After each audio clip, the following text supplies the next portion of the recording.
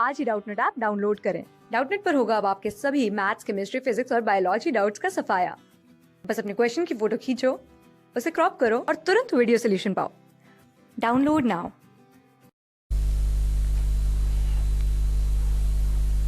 Hello dear students, I hope all of you are enjoying at Doubtnut. So आज के lecture में हम लोग डिस्कस करेंगे आपके chapter 3 pair of linear equation in two variables के बारे में। इसमें मैं जो आपके प्रीवियस ईयर में इंपॉर्टेंट क्वेश्चन पूछे गए उनके बारे में डिस्कस करूंगा और जो आपके इस ईयर में पूछे जा सकते हैं उनके बारे में यहाँ पर डिस्कस करेंगे।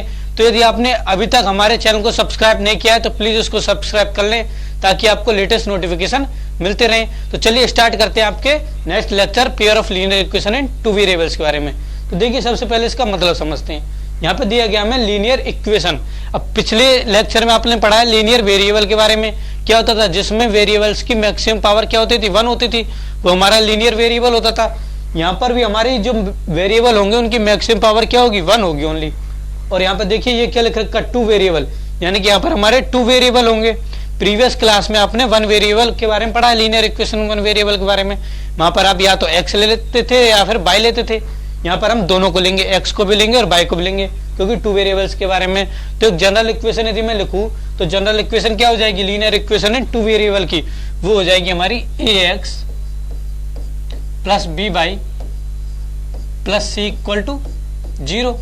ये हमारी जनरल इक्वेशन हो जाएगी। अब क्वेश्चन, अब यहाँ पे बोला गया हमें चैप्टर में पेयर ऑफ, यानी कि हमें पेयर लेना है इनका। अब देखिए हमारे कितने वेरिएबल है, 2 वेरिएबल है, तो हमें एक्स और बाई की वैल्यू फाइंड आउट करने के लिए 2 इक्वेशन की जरूरत होगी, बिकॉज हमें उतनी इक्वेशन की जरूरत होती है जितनी हमारे वेरिएबल होते हैं। ओके, तो यहाँ से देखिए मैं 2 इक्वेशन ले लेता हूँ। इसको तो मैं ले लेता हूँ a1x plus b1y plus c1 equal to 0, और एक दूसरी इक्वेशन ले लेता हूँ मैं a2x plus b2y plus c2 equal to 0। तो ये हो गया मेरा pair of linear equation in 2 variable. अब इस चैप्टर में हमको इनके सॉल्यूशन देखने कि किस तरह से हमको सॉल्यूशन करने। तो सॉल्यूशन करने के हमारे पास 4 मेथड हैं। पहला मेथड हमारे पास ग्राफिकल मेथड, दूसरा मेथड हमारे पास सब्स्टिट्यूशन मेथड, तीसरा है एलिमिनेशन मेथड, और फोर्थ मेथड है हमारे पास क्रॉस मल्टीप्लिकेशन मेथड। तो 1 बाय 1 एवरी मेथड को देखते हैं बाई क्वेश्चन के थ्रू हम मेथड को समझेंगे, जो कि आपके प्रीवियस ईयर में आए हुए क्वेश्चन है। तो चलिए स्टार्ट करते हैं फर्स्ट क्वेश्चन से। पहला क्वेश्चन है आपका, draw the graph of the equation x minus y plus 1 equal to 0 and 3x plus 2y minus 12 equal to 0। Using this graph find the value of x and y which satisfy both the equation. तो हमें सबसे पहले दोनों equation का graph बनाना है। सबसे पहले क्या करोगे, आपको एक ग्राफ दिया जाएगा, उसमें आपको सबसे पहले एक्सिस बनानी है, एक्स एक्सिस और बाई एक्सिस। जैसे कि देखिए इस तरह से बनाएंगे। ये आपकी हो गई एक्स एक्सिस, ये हो गई आपकी बाई एक्सिस। आपने एक्सिस बना ली। उसके बाद में आप 1 बाई 1 जो 2 लाइन दी गई हो उसके हम पॉइंट्स फाइंड आउट करेंगे। तो सबसे पहले लिखोगे आप लाइन 1, 4 लाइन 1, 4 लाइन 1। अभी देखिए इसके लिए आप एक चार्ट बनाओगे, जिसमें आप यहां पे लिखोगे x, यहां पर y। अब x के रेस्पेक्ट में y की वैल्यू फाइंड आउट करोगे, y के रेस्पेक्ट में x की वैल्यू फाइंड आउट करोगे फॉर लाइन 1। अब लाइन 1 है हमारी x minus y plus 1 equal to 0। Now अब देखिए यहाँ पर हम 3 पॉइंट निकाल लेंगे। 3 पॉइंट से मैक्सिमम होते हैं, ज्यादा अगर आप निकालना चाहे तो ज्यादा भी निकाल सकते हो, बट 3 पॉइंट ही सफिशिएंट होते हैं। तो यहाँ पे देखिए यदि मैं x इक्वल टू 0 पुट करूँ इस लाइन में, तो यहाँ से देखिए यदि मैंने 0 पुट किया तो y की वैल्यू क्या आ गई, 1 आ गई सिंपली, क्योंकि 0 माइनस 1 प्लस 1 इक्वल टू 0 हो जाएगा। अब यदि मैं y इक्वल टू 0 पुट करूँ तो x इक्वल टू क्या आ जाएगा, माइनस 1 आ जाएगा। अब यदि मैं x इक्वल टू 1 पुट करूँ तो देखिए क्या होगा, 1 प्लस 1 2 हो जाएगा, उधर जाके माइनस 2 हो जाएगा, तो y की वैल्यू क्या आ जाएगी, 2 आ जाएगी। तो इस तरह से हमारे लाइन 1 के लिए 3 पॉइंट्स आ गए। अब हम तीनों पॉइंट्स को अपने ग्राफ पर शो करेंगे। सबसे पहला पॉइंट क्या है, 0,1, x 0 है, y 1 है, तो वो कहां पर होगा, बाई एक्सिस पर होगा। मान लीजिए वो पॉइंट ये है आपका, है ना। दूसरा पॉइंट है आपका -1,0, यानी y की वैल्यू 0 है, x की वैल्यू -1 है, तो वो पॉइंट आपका यहां पर होगा। थर्ड पॉइंट है आपका x equal to 1 and y equal to 2, तो देखिए 1 यहां पर होगा, 2 यहां पर होगा, तो वो पॉइंट हो जाएगा आपका ये। आपको इसके बाद में तीनों पॉइंट्स को जोड़ने वाली एक लाइन की ड्रॉ कर देनी है। जैसे कि देखिए ये हो गई, आप ग्राफ पेपर बनाओगे तो एक सीधी लाइन आएगी, है ना, इस तरह की एक आपकी सीधी लाइन हो जाएगी। देन उसके बाद में आप लाइन 2 के लिए करोगे, तो लाइन 2 है आपकी 3x plus 2y minus 12 equal to 0। Then उसके बाद में इसी तरह से आप चार्ट बनाओगे x और y के लिए। तो देखिए चार्ट बनाते हैं इसका, यहां पर x लिखोगे, यहां पर y। फिर से हम 3 पॉइंट्स फाउंड करेंगे, 3 भी कर सकते हो, 4 भी कर सकते हो, ये आप पे डिपेंड करता है कितने पॉइंट फाउंड आउट। हमें टोटली लाइन की इक्वेशन बनानी है। तो देखिए यदि मैं x इक्वल टू 0 रखूं, देन देखिए ये तो 0 हो गया, यहाँ पे हो जाएगा 2y इक्वल टू 12, तो y की वैल्यू आ जाएगी 6। अब यदि मैं y इक्वल टू 0 रखूं, तो देखिए 3x माइनस 12 इक्वल टू 0 हो जाएगा, नहीं 3x इक्वल टू 12, तो x की वैल्यू आ जाएगी 4।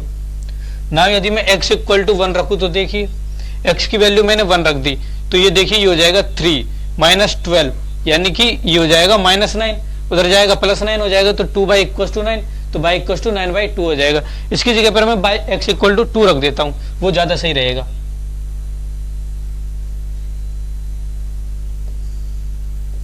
x इक्वल टू मैंने 2 रखा, तो देखिए ये हो गया 6, ये हो गया -12, तो ये हो गया -6, उधर जाएगा प्लस का 6 हो जाएगा, तो 2y इक्वल टू 6 हो जाएगा, तो y इक्वल टू आ जाएगा 3। तो इस तरह से मेरे 3 पॉइंट्स आ गए। ना इन 3 पॉइंट्स की हेल्प से हम यहाँ पर लाइन ड्रॉ करेंगे। यहाँ पे देखिए सबसे पहला पॉइंट क्या है, 0,6 है, 0,6 है, तो x तो 0 है, y 6 है, तो वो यहाँ पर कहीं पॉइंट होगा। उसके बाद में सेकेंड पॉइंट है आपका 4,0, वो आपका यहीं कहीं पॉइंट होगा 4,0। जब आप ग्राफ पेपर पर बनाओगे तो एक्चुअली में जो होगा वो ही दर्शा दोगे, क्योंकि वहां पर क्या होते हैं, आपके लिए लेंथ दी गई होती है, 1 की लेंथ दी गई होती है, तो 4 आपको कोने दिए गए होंगे, 4 में आप उनको कर दोगे, है ना। तो थर्ड पॉइंट है आपका 2,3, 2 यहाँ पर होगा कहीं, 3 आपका यहाँ कहीं होगा, तो वो आपका पॉइंट यहाँ पर हो जाओगे। अब आप इन तीनों पॉइंट्स की हेल्प से एक लाइन ड्रॉ करोगे। जैसे देखिए ये लाइन आ जाएगी, ये स्ट्रेट लाइन आएगी, है ना। मैं इसको आगे बढ़ा देता हूं।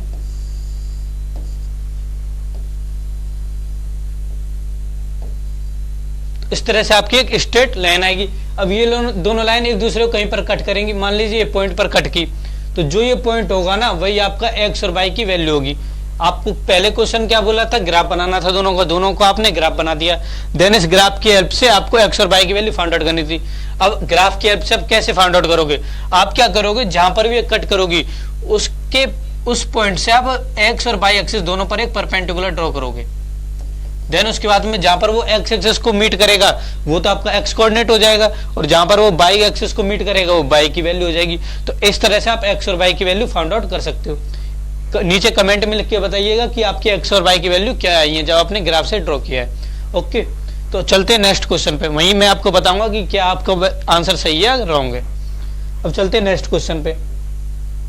नेक्स्ट क्वेश्चन है आपका, the larger of 2 supplementary angles exceed the smaller by 18 degrees, find them. तो हमको दोनों एंगल्स निकालने हैं। अब इस क्वेश्चन को मैं करूंगा आपके सब्स्टिट्यूशन मेथड से। ओके, तो सबसे पहले मैं क्या करता हूं, सबसे पहले मैं एंगल मान लेता हूं कि जो लार्जर एंगल है, लार्जर जो एंगल है आपका वो है आपका x, larger angle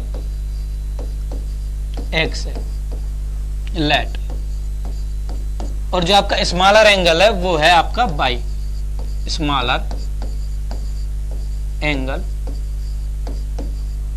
equal to y।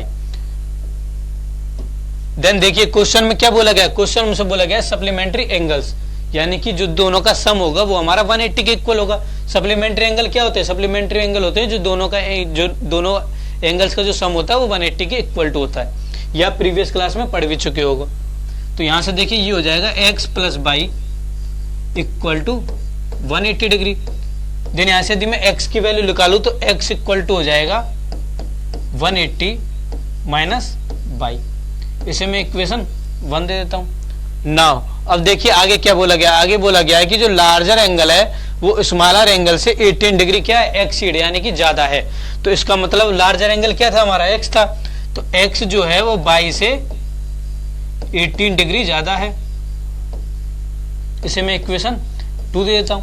Now अब हमें कौन सा मेथड यूज करना है, सब्स्टिट्यूशन का मेथड का यूज करना है, यानी कि हमें एक जगह से एक वैल्यू को दूसरी जगह पर रखना है, पुट करना है। तो मैं क्या करता हूं, मैं इक्वेशन 1 से x की वैल्यू को इक्वेशन 2 में पुट कर देता हूं। देन देखिए यदि मैं x equal to 180 minus y यहाँ पे रखूं तो ये हो जाएगा 180 minus y equal to y plus 18। Then यहां से सॉल्व कर लेते हैं। तो देखिए मैं माइनस बाई को तो मैं राइट साइड में ले आता हूं और 18 को मैं लेफ्ट साइड में ले आता हूं। देन यहां से देखिए ये हो जाएगा 180 minus 18 equal to y plus y. Then यहां से देखिए बाई प्लस बाई क्या हो जाएगा, 2 बाई हो जाएगा। तो 2 बाई इक्वल टू हो जाएगा आपका 180 माइनस 18, यानी ये हो जाएगा आपका 162। देन यहां से बाई इक्वल टू आ जाएगा 162 डिवाइड बाई 2। अब 162 डिवाइड बाई 2 करते हैं तो ये हो जाएगा आपका 81। तो इसका मतलब आपका जो स्मॉलर एंगल आया वो तो आ गया आपका 81 डिग्री।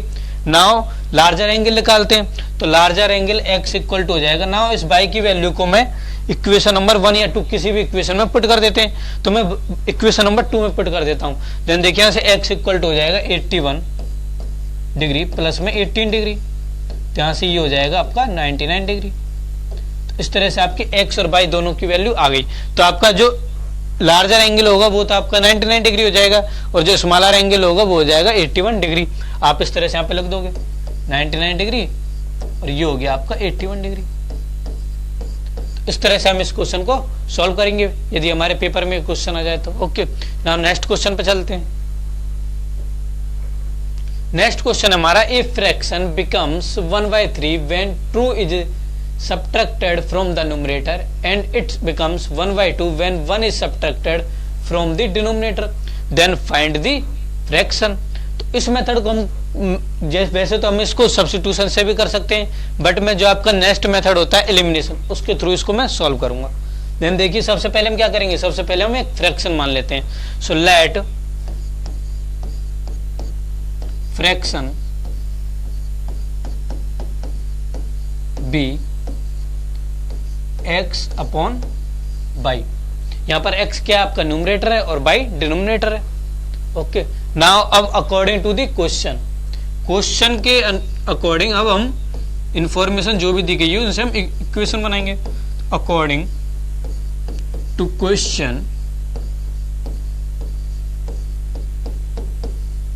हमसे क्या बोला गया, क्वेश्चन हमसे बोला गया है कि a fraction becomes 1/3 when true is subtracted from the numerator, यानी कि हमें x में से ट्रू को सब्ट्रैक्ट करना है तो हमारी जो फ्रैक्शन होगा वो 1/3 हो जाएगा। तो सब्ट्रैक्ट करते हैं तो ये हो जाएगा x minus 2 divide by equal to हो जाएगा आपका 1/3। इसे मैं इक्वेशन 1 दे देता हूं। ओके, नाउ अब सेकेंड इंफॉर्मेशन देखते हैं। सेकेंड इंफॉर्मेशन दी गई है, it becomes 1/2 when 1 is subtracted from the denominator, यानी कि हमें बाई में से 1 को सब्ट्रैक्ट करना है तो ये 1/2 हो जाएगा। तो ये हो जाएगा x divide by minus 1 equal to 1/2। इसे मैं इक्वेशन 2 दे देता हूं। नाउ सबसे पहले इक्वेशन 1 को सॉल्व करते हैं। तो मैं क्या करता हूं, मैं क्रॉस मल्टीप्लाई कर देता हूं इनका। देन देखिए यहां से ये हो जाएगा 3 into x minus 2, 3 into x minus 2 equal to हो जाएगा आपका 1 इंटू बाई, यानी बाई हो जाएगा। तो यहां से देखिए ये हो जाएगा 3x minus 6 equal to by. मैं बाई को लेफ्ट साइड में ले आता हूं। देन देखिए ये हो जाएगा 3x माइनस बाई और माइनस 6 को मैं राइट साइड में ले आता हूं तो ये हो जाएगा इक्वल टू 6। इसे इक्वेशन 3 दे देते हैं। ओके, नाउ अब इसको सॉल्व करते हैं। यहां से देखिए फिर से क्रॉस मल्टीप्लाई करते हैं। देन देखिए यहां से ये हो जाएगा 2 इंटू एक्स, यानी 2x हो जाएगा। मैं डायरेक्ट लिख देता हूं यहाँ पर 2x। देन देखिए यहाँ पर इक्वल टू होगा आपका बाई माइनस 1। मैं बाई को लेफ्ट साइड में ले आता हूं, यहाँ पे लिख देता हूं मैं 2x इक्वल टू हो जाएगा बाई माइनस 1। ओके, तो बाई को मैं लेफ्ट साइड में लेके आया तो ये हो जाएगा minus y equal to minus 1। इसे मैं इक्वेशन 4 देता हूं। नाउ अब हमें क्या करना है, एलिमिनेट करना है, यानी एलिमिनेशन का मेथड करना है। तो मैं क्या करता हूं, मैं सिंपली इक्वेशन 3 में से इक्वेशन 4 को सब्ट्रैक्ट कर देता हूं। देन देखिए ये हो जाएगा माइनस का प्लस हो जाएगा, ये माइनस का प्लस हो जाएगा, ये माइनस हो जाएगा। 3x में से 2x जाएंगे तो ये क्या हो जाएगा, ओनली x हो जाएगा, तो यहाँ पर x आ जाएगा।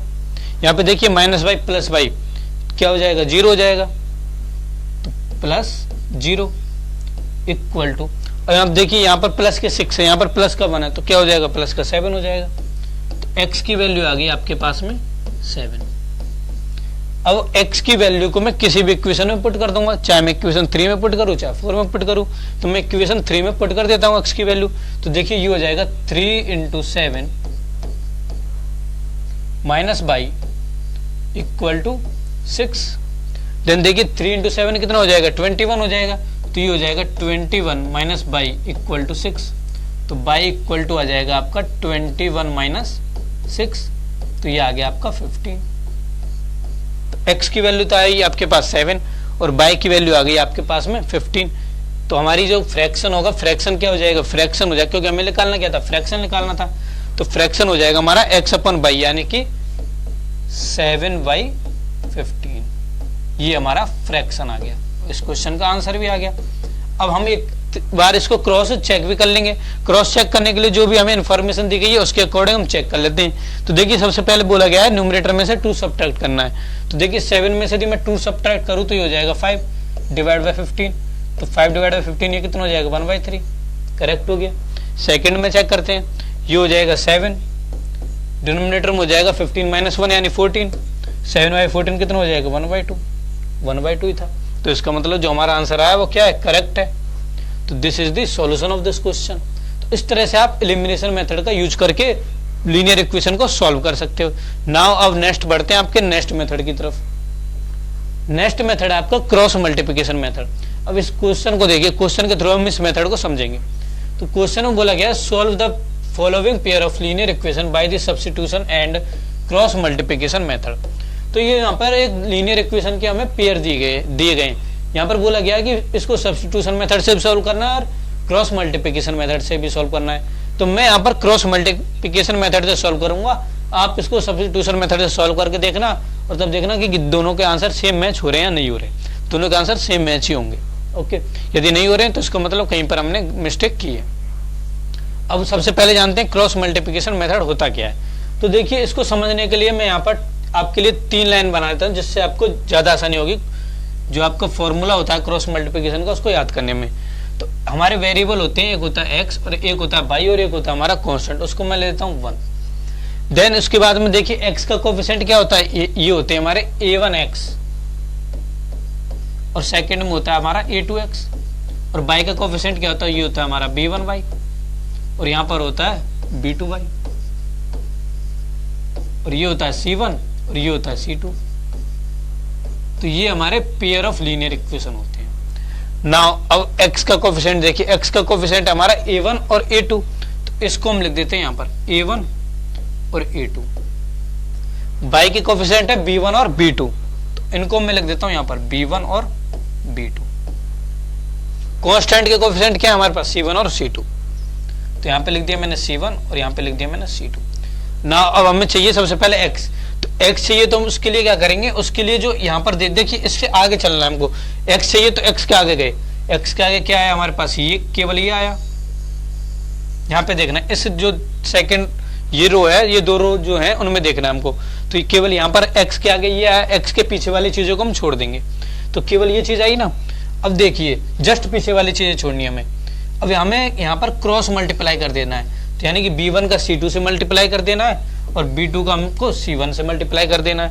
देन यहाँ पे ये ले हो जाएगा x divide by b1 c2 minus b2 c1।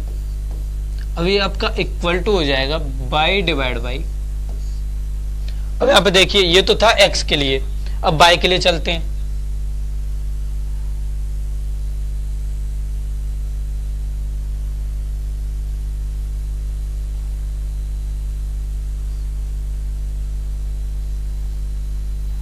Then देखिए y के लिए अब करते हैं मल्टीप्लाई, तो y के जस्ट पीछे क्या है, b1 b2, तो इसको हम छोड़ देंगे यहाँ पर, इसको इस रो को, इस कॉलम को। अब यहाँ पर देखिए एक तो है c1 c2, यहाँ पर a1 a2 को मैं यहाँ पे लिख देता हूँ, तो यहाँ पर है a1 और a2। देन आप फिर से क्रॉस मल्टीप्लाई करोगे, तो C1 का A2 से करोगे और C2 का A1 से करोगे, तो बाई अपॉन हो जाएगा C1 A2 minus A1 C2, अब इक्वल टू 1 अपॉन, अब जैसे इस तरह से किया इसी तरह से 1 का भी करेंगे। तो 1 के यहाँ पर क्या थे C1 C2, इनको हम छोड़ देंगे, देन इनका मल्टीप्लाई कर देंगे, A1 B2 माइनस में A2 B1, तो ये हो जाएगा A1 B2 minus A2 B1। तो इस तरह से आपका ये फॉर्मूला बन गया।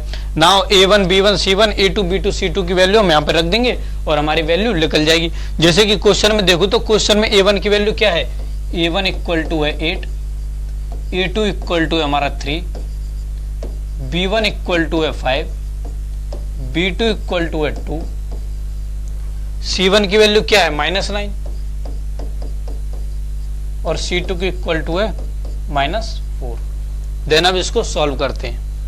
तो देखिए वैल्यू रखते हूं मैं यहां पर, तो ये हो जाएगा x divide by B1 C2 minus B2 C1। B1 की वैल्यू क्या है, B1 की वैल्यू आपकी 5 इंटू C2 की वैल्यू क्या है -4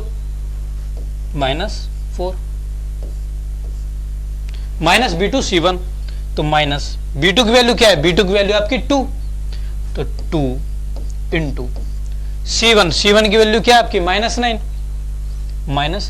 यहाँ पे आपको जो वैल्यू रखनी है तो आपको बड़े केयरफुली वैल्यू रखनी है ना, कहीं गलती नहीं कर देनी है, क्योंकि नहीं तो पूरा क्वेश्चन आपका गलत हो जाएगा और 0 मार्क्स होंगे। वैसे आपने बिल्कुल सही कर रहे थे। ओके, तो यहाँ पे वैल्यू रखने में आपको याद रखना है, equal to by divide by, अब रखते हैं C1 A2 minus A1 C2 की वैल्यू, तो C1 की वैल्यू क्या है आपकी -9 इंटू में A2 की वैल्यू क्या है आपकी 3 माइनस A1 C2 की वैल्यू क्या है आपकी 8 और C2 की वैल्यू क्या है आपकी -4 इक्वल टू 1 डिवाइड बाई, अब A1 B2 माइनस में A2 B1 रखना है, तो A1 B2 क्या हो जाएगा, ये हो जाएगा 8 इंटू 2 माइनस A2 B1, यानी कि ये हो जाएगा 3 इंटू 5। नाउ आगे सॉल्व करते हैं। तो सॉल्व करते हैं तो देखिए यहां से ये बन जाएगा आपका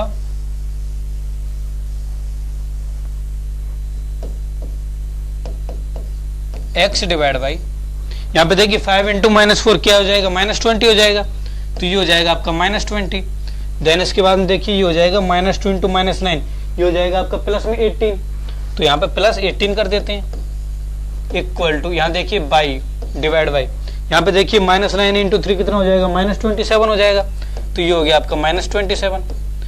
यहाँ देखिए ये हो जाएगा -8 इंटू -4, ये क्या हो जाएगा, ये हो जाएगा आपका +32, तो +32। वैल्यू देख रहे हैं ना, वैल्यू सब सही रखी होनी चाहिए, डिवाइड बाई 1 अपॉन में, यहाँ पे देखिए 8 इंटू 2 कितना हो जाएगा, 16 हो जाएगा, माइनस 3 इंटू 5 कितना हो जाएगा, 15 हो जाएगा। नाउ सॉल्व कर लेते हैं। देन देखिए यहाँ पे हो जाएगा x divide by -2 equal to हो जाएगा आपका बाई डिवाइड बाई 32 माइनस 27 हो जाएगा आपका 5 इक्वल टू 1 डिवाइड बाई कितना हो जाएगा, ये हो जाएगा 16 माइनस 15 1 हो जाएगा। तो यहाँ से x की वैल्यू क्या आ गई, x की वैल्यू आ गई आपके पास में -2, क्रॉस मल्टीप्लाई कर देंगे और बाई की वैल्यू आ जाएगी आपके पास में 5। अब x और y की वैल्यू आपको आ गई, ये आपको सॉल्व करना था। अब एक बार आप चेक करके भी देख सकते हो, तो जो वैल्यू आपकी आई है उनको आप इक्वेशन में पुट कर दीजिए। x की वैल्यू -2 रखी तो ये हो जाएगा -16, प्लस y की वैल्यू 5 रखी तो 5 इंटू 5 कितना हो जाएगा, 25 हो जाएगा। 25 माइनस 16 कितना हो गया, 9 हो गया। तो ये वाली इक्वेशन तो सेटिस्फाई हो गई। अब सेकंड इक्वेशन को देख लेते हैं।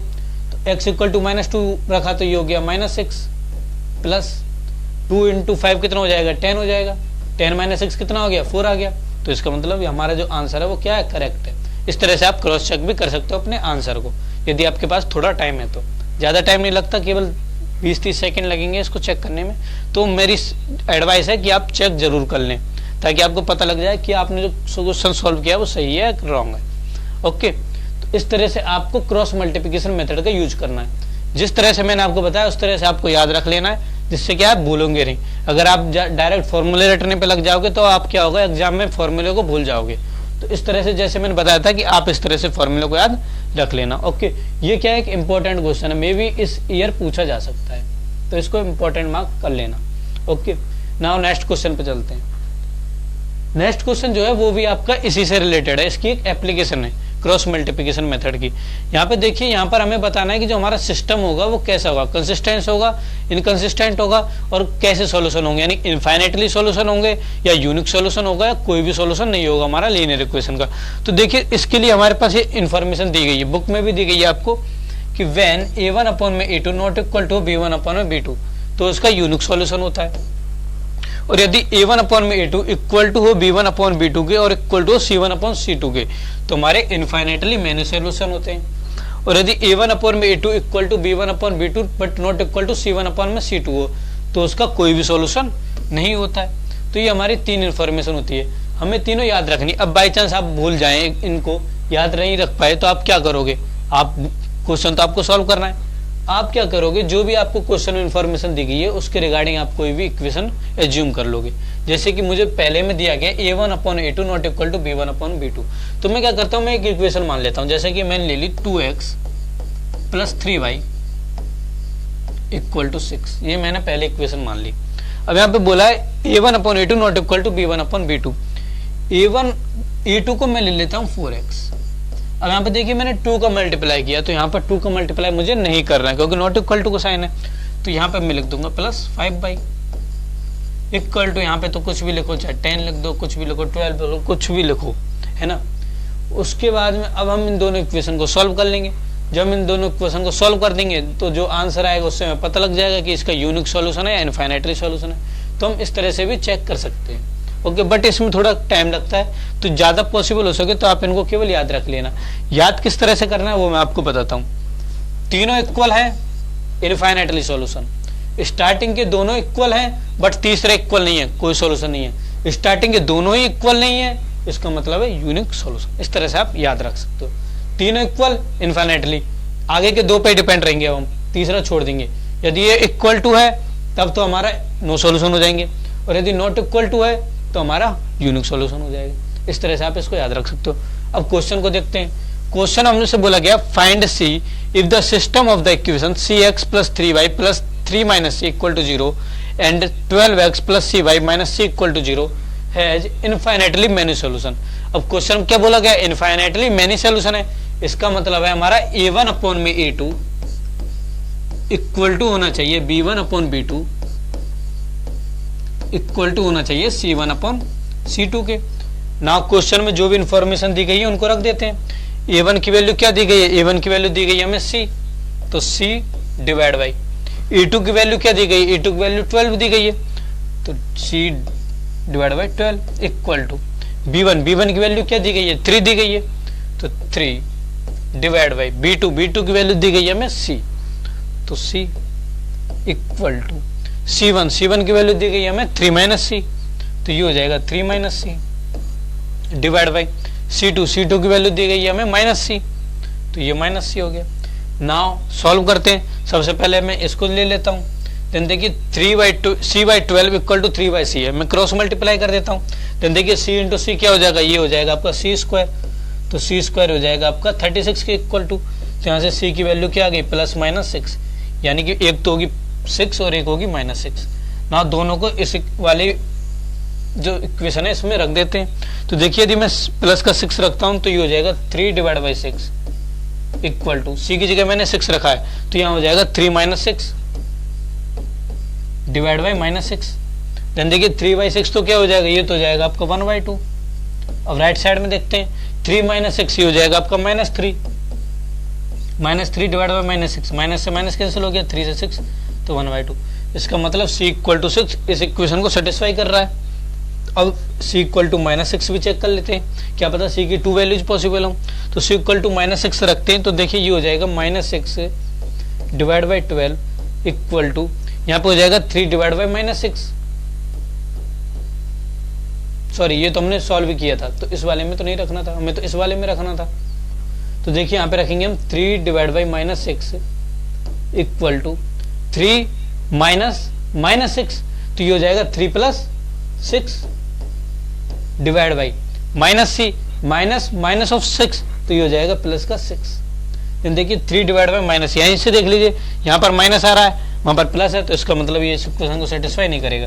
तो इसका मतलब सी की वैल्यू हमारी क्या आ गई, सी की वैल्यू आ गई हमारी 6। तो ये इस क्वेश्चन का आंसर हो जाएगा। आपको केवल ये 3 इन्फॉर्मेशन याद रखनी है, इन्हीं के आधार पर कुछ डायरेक्ट क्वेश्चन भी आते हैं। क्या है कि इस बार सीबीएसई ने क्या कर दिया है, आपके 25% जो होगा वो आपका ऑब्जेक्टिव होगा, तो मे भी तीनों से रिलेटेड आपके पास क्वेश्चन आ जाए। यानी कि आपको ये दे देगा, सिस्टम दे देगा कि when a1 upon a2 not equal to b1 upon b2 है, तो बताइए कि इसके सॉल्यूशन कैसे होंगे। आपको 4 ऑप्शन दे देगा। फर्स्ट ऑप्शन दे देगा यूनिक सॉल्यूशन, सेकंड ऑप्शन दे देगा infinitely many solution, third option दे देगा नो सॉल्यूशन, फोर्थ ऑप्शन दे देगा नन ऑफ दीज। देन आपको सॉल्व कर बता देना कि कौन सा ऑप्शन करेक्ट होगा। तो देखिए यदि a1 upon a2 not equal to b1 upon b2 है तो यूनिक सॉल्यूशन होगा। यदि a1 upon a2 equal to b1 upon b2 equal to c1 upon c2 है तो इनफाइनाइटली मेनी सॉल्यूशन हो जाएंगे। और यदि a1 अपॉन में a2 not equal to b1 upon b2 not equal to c1 upon c2 है तो no solution हो जाएंगे। तो इस तरह से आप क्वेश्चन को सॉल्व कर सकते हो। ये इंपॉर्टेंट है, आपको इसको याद रखना, ये 1 मार्क के क्वेश्चन में आपसे पूछा जा सकता है। ओके, नाउ बढ़ते हैं अब नेक्स्ट क्वेश्चन की तरफ, जो कि आपके इंपॉर्टेंट क्वेश्चन भी है। क्वेश्चन जो है ये आपके एनसीईआरटी का एग्जाम्पल ही है, बट ये क्या एक इंपॉर्टेंट क्वेश्चन है, मे भी इस बार आ सकता है आपके 4 मार्क्स के क्वेश्चन में। क्वेश्चन हमसे बोला गया कि solve the following pair of equation by reducing them to a pair of linear equation. तो हमें 2 इक्वेशन दे रखी है, लीनियर इक्वेशन दे रखी है, उसके बाद में हम इनको रिड्यूस करना है हमको पेयर ऑफ लीनियर इक्वेशन में, क्योंकि यहाँ पे देखिए x माइनस 1 बाई माइनस 2 की फॉर्म में दे रखा है। तो हम सबसे पहले क्या करते हैं, सबसे पहले जो हमें कॉमन दे रखी हूँ, जैसे कि देखिए यहाँ पर x माइनस 1 है, यहाँ पे बाई माइनस 2 है, दोनों में सिमिलरिटी है। तो सबसे पहले मैं क्या करता हूँ, सबसे पहले मैं लेट कर लेता हूँ, let u equal to x minus 1 and v equal to y minus 2। मैंने दोनों को लेट कर लिया। देन उसके बाद में मैं u और v की वैल्यू यहाँ पे रख देता हूँ। तो देखिए x माइनस 1 की जगह पर आ जाएगा हमारे पास u और y माइनस 2 की जगह आ जाएगा v। तो ये हो जाएगा 5 divide by u plus 1 divide by v equal to 2। इसे मैं दे देता हूँ इक्वेशन 1। देन सेकंड क्या है, सेकंड है हमारी 6 डिवाइड बाई x माइनस 1 की जगह u ले लेता हूं, प्लस सॉरी यहाँ माइनस है, माइनस 3 डिवाइड बाई माइनस 2 की जगह v ले लेता हूं इक्वल टू 1। इसे मैं इक्वेशन 2 दे देता हूं ना। जो मोस्ट स्टूडेंट होते हैं वो इसी तरह से सॉल्व करते हैं इस क्वेश्चन को, बट एक थोड़ा सा लॉजिकल भी है इसमें कि मैंने u और v मैंने x माइनस 1 बाई माइनस 2 को माना। इसकी जगह यदि मैं 1 अपॉन x माइनस 1 और 1 अपॉन बाई माइनस 2 को यदि मैं मान लूँ तो देखिए यहाँ से मेरी 2 स्टेप जो है वो बच जाएंगी। किस तरह से बच जाएंगी, इनको मैं यहाँ से लिख दूंगा। फिर यदि मैंने u equal to 1 upon x minus 1 माना है तो ये हो जाएगा 5u, प्लस में 1 अपॉन बाई माइनस 2 को मैंने v माना है तो ये प्लस b हो गया इक्वल टू 2। देन देखिए यहाँ से मेरे पास डायरेक्ट ही आ गए, पेयर लीनियर इक्वेशन में मैंने चेंज कर दिया इसको। और इसी तरह से सेकंड इक्वेशन हो जाएगी आपकी 6u minus 3v equal to 1। तो देखिए ये आपकी 2 इक्वेशन बन गई। अब ना इसको आप किसी भी मेथड से सॉल्व करिए, क्योंकि क्वेश्चन हमसे कुछ भी नहीं बोला गया। यदि क्वेश्चन में स्पेसिफिक हमें बोला जाता है कि इस मेथड से सॉल्व करिए तो हम उसी मेथड से सॉल्व इसको करते। ना सब्स्टिट्यूशन से करिए चाहे एलिमिनेशन से करिए, मैं आपको सलाह दूंगा कि एलिमिनेशन या सब्स्टिट्यूशन से करिए। क्रॉस मल्टीप्लिकेशन में थोड़ा टाइम ज़्यादा लगता है तो उसकी पे मत करिए, और उसमें गलती के भी ज़्यादा चांस होते हैं, मिस्टेक के बहुत ज़्यादा चांस होते हैं उसमें। तो इन दोनों इक्वेशन को सॉल्व करते हैं। मैं क्या करता हूँ, मैं यहाँ से v की वैल्यू निकाल लेता हूँ। तो v इक्वल टू हो जाएगा 2 माइनस 5u। देन v की वैल्यू यहाँ पे पुट कर देता हूँ तो ये हो जाएगा 6u minus 3 times of v की वैल्यू आ गई मेरे पास 2 माइनस 5u, तो 2 minus 5u equal to 1। Then आगे सॉल्व कर लेते हैं तो ये हो जाएगा 6u माइनस 3 इंटू 6 कितना हो जाएगा, 6 हो जाएगा। यहाँ देखिए माइनस माइनस प्लस हो जाएगा तो प्लस 3 इंटू 5 हो जाएगा 15, तो 15u इक्वल टू 1। देन यहाँ से देखिए 15 प्लस 6 हो जाएगा 21, तो 21u इक्वल टू हो जाएगा माइनस 6 को मैं राइट साइड में लेता हूँ तो 6 प्लस 1 हो जाएगा 7, तो यहाँ से u इक्वल टू आ जाएगा 7 अपॉन 21 यानी कि 1/3। अब u की वैल्यू आ गया आपके पास 1/3, v की वैल्यू निकाल लेते हैं। तो v इक्वल टू हो जाएगा 2 - 5 इंटू u की वैल्यू क्या है 1/3, तो 1/3 रख देते हैं यहाँ पर। तो ये हो जाएगा 2 - 5/3, 3 आपका एलसीएम आ जाएगा। तो ये हो जाएगा 2 × 3 यानी 6 - 5/3। तो यहाँ से v की वैल्यू आ गई आपके पास में 1/3। नाउ u और v की वैल्यू आ गई। अब u क्या माना था, u माना था हमने 1/(x-1), तो यहाँ पे लिख देते हैं इसको 1/3 और इसको लिख देते हैं हम 1/3, क्योंकि u और v दोनों की वैल्यू सेम ही आई है हमारे पास में। ओके, आपको चेक कर लेना दोनों सही में ना। हाँ ठीक है। अब यहाँ से आपको दो इक्वेशन बन जाएंगी फिर से। एक तो बनेगी x-1 = 3, क्रॉस मल्टीप्लाई कर दिया, और एक हो जाएगी आपके पास y-2 = 3।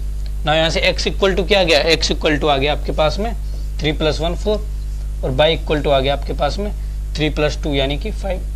तो इस तरह से ये आपके सॉल्यूशन हो गए। आपको इस तरह से इसको सॉल्व करना है भाई, स्मार्टली तरीके से सॉल्व करना है, ताकि आपका कम से कम टाइप में क्वेश्चन सॉल्व हो जाए। ओके, तो अब बढ़ते हैं नेक्स्ट क्वेश्चन की तरफ। नेक्स्ट क्वेश्चन आपका जो कि एक इंपॉर्टेंट क्वेश्चन है, वेरी इंपॉर्टेंट क्वेश्चन है। क्वेश्चन है आपका, ए boat goes 30 km upstream and 44 km downstream in 10 hours. In 13 hours, it can go 40 km upstream and 55 km downstream.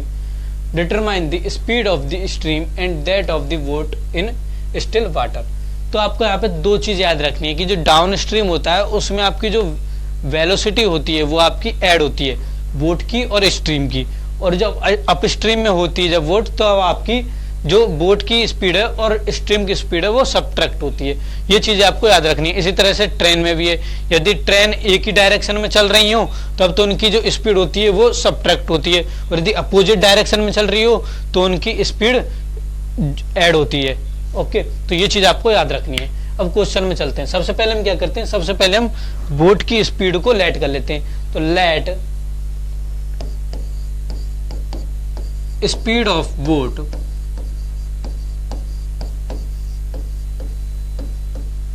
in still water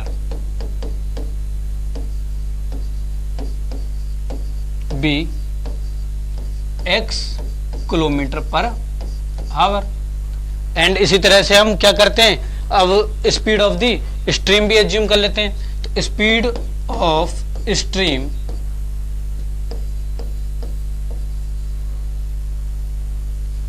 is be y km/h। अब according to the question में हमसे बोला गया है कि 30 kilometre up stream. अब यहाँ पर देखिए एक चीज और आपको याद रखनी है, आपने फिजिक्स में, आपने साइंस में पढ़ा भी होगा कि जो आपकी टाइम होता है, टाइम क्या होता है, टाइम होता है आपका डिस्टेंस अपॉन में डिस्टेंस अपॉन स्पीड होता है। आपने साइंस में पढ़ा होगा। अब यहां से आपको इस फॉर्मूले का यूज करना है। इन्फॉर्मेशन दी गई है 30 किलोमीटर तो चल रहा है वो अप स्ट्रीम और 45 किलोमीटर चल रहा है डाउन स्ट्रीम इन 10 आवर्स। तो टाइम हो जाएगा आपका 10 = अप स्ट्रीम में कितना है 30 किलोमीटर, तो डिस्टेंस तो हो गया आपकी 30 डिवाइड बाई स्पीड क्या है, स्पीड है आपकी x - y हो जाएगी। अप स्ट्रीम में सबट्रैक्ट होती है और डाउन स्ट्रीम में प्लस होती है, यानी x + y हो जाएगी। ये चीज आपको लिखनी है। इसके बाद में आपको लिखना है कि the speed of boat in up stream में x - y हो जाएगी, और speed of the boat in down stream वो हो जाएगी आपकी x + में y। ये चीज आपको यहाँ पे लिख देनी है। ओके, तो यहाँ से ये हो जाएगा 30 divide by x - y plus down stream में कितना चल रहा है, डाउन स्ट्रीम चल रहा है 44 किलोमीटर, तो ये हो जाएगा 44 डिवाइड बाई x + y। इस तरह से आपकी एक इक्वेशन बन जाएगी। नाउ आपको 1/x - y को u रख देना है और 1/x + y को आपको v रख देना है। देन उसके हिसाब से आपको सॉल्व कर देना है, जैसा कि आपने प्रीवियस क्वेश्चन में सॉल्व किया था। सेकंड इक्वेशन क्या बनेगी, सेकंड इक्वेशन आपके पास बन जाएगी इन 13 आवर्स। तो 13 यहाँ पे लिख देते हैं इक्वल टू 40 किलोमीटर तो चल रहा है वो अप स्ट्रीम, तो 40 अप स्ट्रीम में आपकी वेलोसिटी क्या हो जाएगी x - y, तो ये हो जाएगा x - y plus down stream में कितनी है 55 किलोमीटर डिस्टेंस कवर की उसने तो 55 divide by x plus y. तो यहाँ से आपको इसको टू पेयर लीनियर इक्वेशन में चेंज कर लेना है। 1/x माइनस वाई को तो आपको u मान लेना है और 1/x प्लस वाई को v मान लेना है। देन u और v की कैलकुलेट करके और u और v की वैल्यू आप यहाँ पे रख दोगे तो आपके पास x और y की वैल्यू आ जाएगी। कमेंट सेक्शन में लिख के बताइएगा कि आपकी x और y की वैल्यू क्या आई है। ओके, वही मैं आपको बताऊंगा कि आपका करेक्ट किया है या फिर आपने रॉन्ग किया है। तो इस तरह से जो भी इस चैप्टर से रिलेटेड जो भी इंपॉर्टेंट क्वेश्चन है वो मैंने यहाँ पे डिस्कस कर दिए। अब आपको हमारे चैनल को सब्सक्राइब कर देना है और अब नेक्स्ट वीडियो में मिलते हैं इस आपके नेक्स्ट चैप्टर क्वाड्रेटिक इक्वेशन के बारे में। ओके,